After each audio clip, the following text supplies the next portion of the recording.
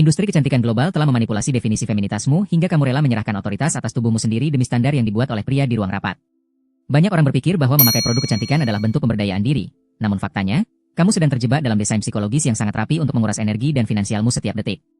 Kita akan membedah bagaimana narasi, femme fatale, atau wanita yang mematikan, yang dulu dianggap sebagai lambang kekuatan, kini disabotase menjadi alat kontrol untuk membuat wanita merasa tidak pernah cukup baik. Mari kita bedah kenyataannya. Sejarah mencatat bahwa sosok wanita yang kuat dan mempesona dulunya adalah simbol perlawanan terhadap otoritas patriarki. Namun, lihatlah apa yang terjadi hari ini. Industri kosmetik dan fashion modern mengambil alih narasi tersebut dan mengubahnya menjadi femme fatale 2.0. Ini bukan lagi tentang kekuatan, melainkan tentang obsesi untuk menjadi objek yang diinginkan. Ada sebuah penelitian dari psikologi sosial yang menyebutkan bahwa ketika seorang wanita mulai mendefinisikan nilainya berdasarkan daya tarik yang dipaksakan oleh tren, bagian otak yang berfungsi untuk pengambilan keputusan kritis perlahan-lahan mengalami degradasi. Kamu tidak lagi membeli barang karena fungsi. Kamu membeli barang untuk menenangkan rasa cemas bahwa kamu akan tertinggal dari standar estetik yang berubah setiap minggu. Mari kita bicara tentang estetika kecemasan. Pernahkah kamu merasa sesak saat melihat tren di media sosial yang menuntut bentuk wajah, struktur rahang, hingga tekstur kulit yang spesifik? Ini bukan kebetulan. Ini adalah strategi yang disebut dengan planet obsolescence dalam dunia psikologi konsumen. Produk-produk yang kamu beli, baik itu skincare yang harganya jutaan atau alat rias dengan kemasan elegan, dirancang untuk memberi kepuasan sesaat saja. Setelah kepuasan itu hilang, kamu akan merasa kosong.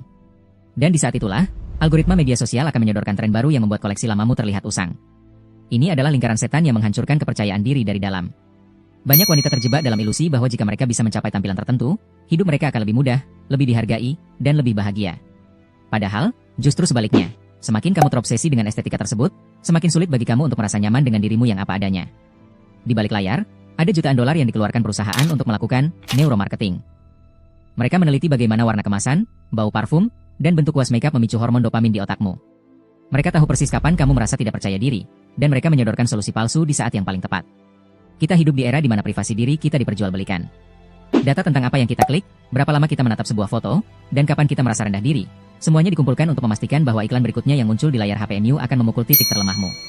Ini bukan lagi soal kecantikan, ini adalah perang memperebutkan perhatian dan kesadaranmu. Mari kita lihat fenomena The Perfect Woman di layar kaca. Mengapa kita selalu disajikan dengan citra wanita yang tidak memiliki pori-pori, rambut yang selalu bervolume, dan hidup yang tampak selalu teratur?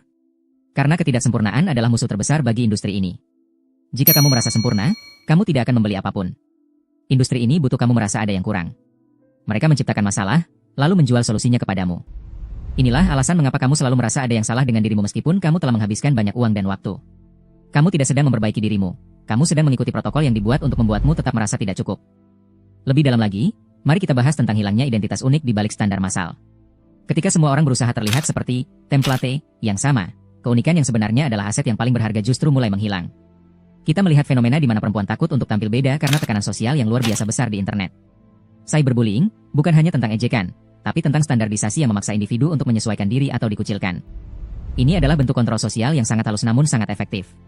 Kamu mungkin merasa pilihanmu untuk mengikuti tren adalah kebebasanmu sendiri, namun tanyakan pada dirimu, jika tidak ada orang yang melihat, apakah kamu tetap akan melakukan rutinitas yang sama? Jika jawabannya tidak, maka kamu hanyalah korban dari sistem yang sedang kita bicarakan ini. Kita tidak bisa menyalahkan individu karena ingin tampil cantik, karena itu adalah insting manusia. Namun, kita harus mulai mempertanyakan, siapakah yang sebenarnya mendapatkan keuntungan dari rasa tidak amanmu?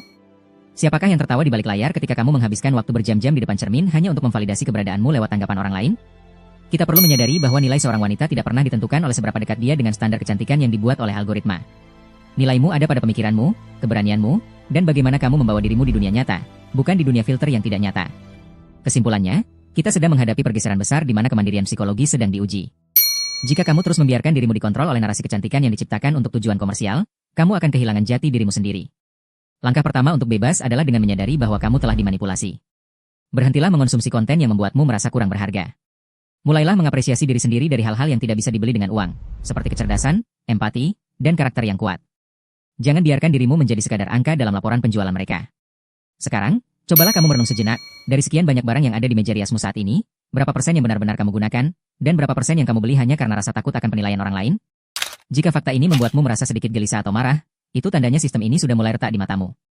Jika kamu ingin membedah lebih dalam tentang bagaimana psikologi kita dimanipulasi oleh tren-tren berbahaya lainnya, kamu wajib menonton video kami tentang perangkap psikologi di balik tren gaya hidup mewah yang menghancurkan mental. Sampai jumpa di sana.